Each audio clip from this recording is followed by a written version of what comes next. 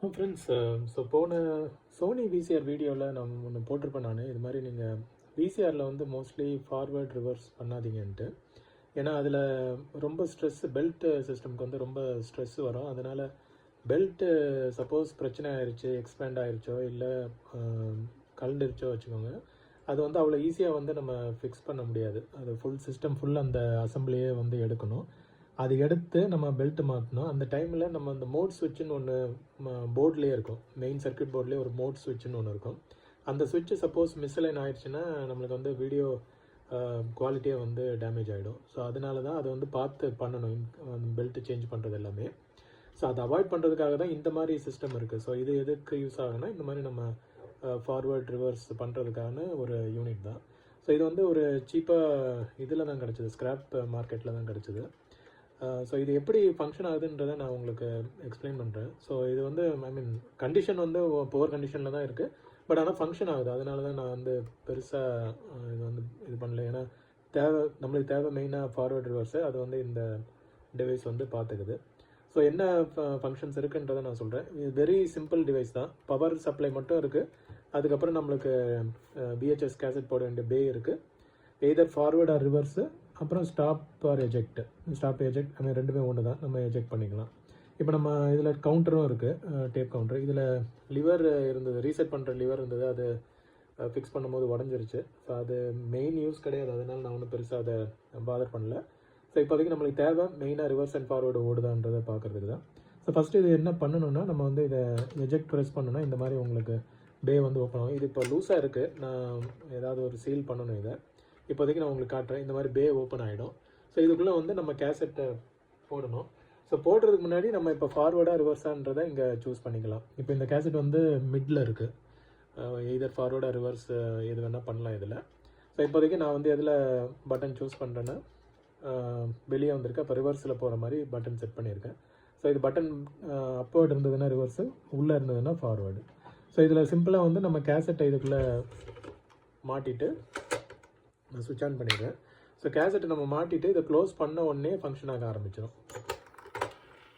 பார்த்தீங்கன்னா இப்போ உங்களுக்கு வந்து ரிவர்ஸில் சுற்ற ஆரம்பிச்சிருக்கு. கொஞ்சம் ஸ்லோவாக தான் போவோம், ஏன்னா மோட்டரோட இது அப்படி. உங்களுக்கு கவுண்டரும் பார்க்கலாம், கவுண்டரும் வந்து உங்களுக்கு ரிவர்ஸில் போகிறது தெரியும். ஸோ இவ்வளோ தான் சிம்பிள். இது நம்ம இப்போ வேண்டாம் ரிவர்ஸ் வேண்டாம் ஃபார்வர்ட் போனோன்னா இந்த பட்டனை ஒரு தடவை ப்ரெஸ் பண்ண போதும்.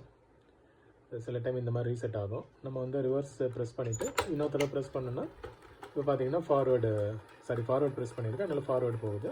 உங்களுக்கு இதுவும் டைமரும் பார்த்தீங்கன்னா ஃபார்வர்டில் போயிட்டுருக்கு. ஸோ அவ்வளோதான். இது வந்து சிம்பிள். இதை நம்ம எத்தனை தடவை வேணால் ஃபார்வர்ட் ரிவர்ஸ் பண்ணிக்கலாம், ஒன்றும் பிரச்சனை இல்லை. உள்ள மெக்கானிசம் பார்த்தீங்கனாலும் நான் அதை அடுத்த வீடியோவில் இதோட நான் ஆட் பண்ணுறேன் அந்த வீடியோவை. உள்ள மெக்கானிசமும் வெரி சிம்பிள் தான். பெல்ட்டு கூட ஈஸியாக நீங்கள் மாற்றிக்கலாம். ஒரு மோட்ரு அதையும் நான் ஓப்பன் பண்ணி காட்டுறேன் உங்களுக்கு, ஸோ தட் உங்களுக்கு ஒரு அண்டர்ஸ்டாண்டிங் இருக்கும். ஸோ ஃபங்க்ஷனல் டிவைஸ் இதுதான் உங்களுக்கு ஃபங்க்ஷன். ஸோ முடிஞ்சதுக்கப்புறம் நம்ம ஸ்டாப் ப்ரெஸ் பண்ணிங்கன்னா எஜெக்ட் மாதிரி வந்துடும். ஸோ இதை வந்து நம்ம கேசட்டை எடுத்துகிட்டு அவ்வளோதான், யூஸ் பண்ண வேண்டியது தான், சிம்பிள். ஸோ இதை நம்ம திரும்ப க்ளோஸ் பண்ணிக்கலாம். டன். ஸோ ஈஸி இது. ஸோ இதை நான் வந்து உங்களுக்கு ஓப்பன் பண்ணி நான் காட்டுறேன் இப்போ என்ன இருக்குன்ட்டு. ஓகே, ஸோ இதில் வந்து ஃபஸ்ட்டு இந்த டாப் கவரை நம்ம சூஸ் பண்ணணும். அதுக்கு முன்னாடி இந்த பட்டன்ஸை வந்து வெளியே எடுக்கணும். அவ்வளோதான், சிம்பிளாக வந்து இந்த 2 பட்டன்ஸும் வந்துடும். பறந்துருச்சு. ஸோ அவ்வளோதான், இந்த 2 பட்டனையும் எடுத்துக்கலாம். எடுத்துகிட்டு அதுக்கப்புறம் இதை ஓப்பன் பண்ணிங்கன்னா சிம்பிளாக ஓப்பன் ஆகிடும். இதை தனியாக வச்சிடலாம். ஸோ இது வந்து மேலே ஒரு கிளாஸ் பேனல் மாதிரி வச்சுருக்காங்க, நம்மளுக்கு ஒரு இதுக்காக இண்டிகேட்டருக்காக. நான் ஃபஸ்ட்டு வந்து இதை ஓப்பன் பண்ணுறேன். பண்ணதுக்கப்புறம் உள்ளே பார்த்தீங்கன்னா உங்களுக்கு மெக்கானிசம் தெரியும். ஸோ இதில் வந்து சிம்பிள் தான். உங்களுக்கு பவர் சப்ளை வருது. இங்கே வந்து ஒரு மியூசிக் யூனிட் ஒன்று வச்சுருக்காங்க. இது என்னென்னா முடிஞ்சதுக்கப்புறமா எஜெக்ட் ஆகும்போது இந்த சவுண்டு, இதில் வந்து ஒரு சவுண்டு வரும். அது ஃபங்க்ஷன் ஆகுது, பட் சில டைம் வந்து இந்த சென்சார் கொஞ்சம் பிரச்சனை பண்ணுது. இப்போ பார்த்தீங்கன்னா வருதா? ஸோ இது வந்து கொஞ்சம் ஒரு என்ன சொல்கிறது, ஒரு ரொம்ப டெலிகேட்டான ஒரு பிளாஸ்டிக் ஐட்டமாக இருக்குது. ஸோ இதை ரொம்ப டிஸ்டர்ப் பண்ண வேண்டாம், ஏன்னா இதனால் பெரிய யூஸ் இல்லை. பட் இருக்குது, நம்ம எப்போ தேவையோ அப்போ ஃபிக்ஸ் பண்ணிக்கலான்றதுக்காக இதை அப்படியே விட்டு வச்சுருக்கேன் நான். இது ப்ரெஸ் பண்ணிங்கன்னா வருது பார்த்தீங்களா? ஸோ அதுதான் வந்து இந்த மியூசிக். இதுக்கப்புறம் வந்தீங்கன்னா ட்ரான்ஸ்ஃபார்மருக்கு வருது. இது வந்து மெயின் 220 வோல்ட்டு, இந்த இதுக்காக 12 வோல்ட்டோ இல்லை I think 6 volt 12 volt motor இது. இந்த மோட்டருக்கு ஏற்ற மாதிரி ஸ்டெப் டவுன் பண்ணி வருது. ஸோ அவ்வளோதான். இந்த மோட்டர்லேருந்து ஒரு பெல்ட்டு போயிட்டு, இந்த மோட்டர் உங்களுக்கு தெரியுதுன்னு நினைக்கிறேன். ஓகே. ஸோ இந்த மோட்டர்லேருந்து ஒரு பெல்ட்டு போய் இங்கே வந்து ஒரு கியருக்கு போகுது இந்த சைடில். இதிலேருந்து இன்னொரு பெல்ட் கனெக்ட் ஆகி இந்த யூனிட்டுக்கு போகுது. இந்த லிவர் வந்து உங்களுக்கு வந்து லெஃப்ட் ஆர் ரைட்டு.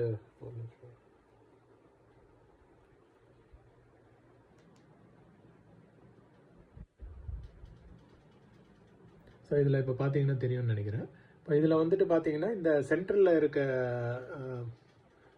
இருக்க புள்ளி தான் வந்துட்டு left side or right side நான் வந்து எந்த டைரெக்ஷனில் போகணுன்றத காட்டும். இப்போ நான் இது வந்து பவரில் இருக்கும்போது பவரில் காமிக்கிறேன். நான் பவரில் தான் இருக்குது. ஸோ இதை வந்து இதை ப்ரெஸ் பண்ணால் சுற்ற ஆரம்பிக்கும். பார்த்தீங்கன்னா தெரியுதுல்ல உங்களுக்கு. இப்போ நான் அதே வந்து ரிவர்ஸில் மாற்றுறேன். இப்போ அது வந்து டக்குன்னு இந்த பக்கம் வரும் பாருங்கள். பார்த்தீங்களா? அவ்வளோதான், சிம்பிள் லாஜிக் தான். இப்போ நான் திரும்ப பட்டனை எடுத்து விட்றேன். இப்போ அந்த பக்கம் மாறும் பாருங்க. அவ்வளோதான். ஸோ இவ்வளோ தான் லாஜிக் இருக்குது இதில். ஸோ இது வந்து எல்லாம் பெல்ட் ட்ரிவன். நீங்கள் இப்போ உள்ளே பார்த்தீங்கன்னா இந்த மெயின் யூனிட் இது வந்து பெல்ட், இது ஒரு பெல்ட். இந்த பக்கம் ஒரு அசம்பிளி, இந்த பக்கம் ஒரு கியர் இருக்கும்.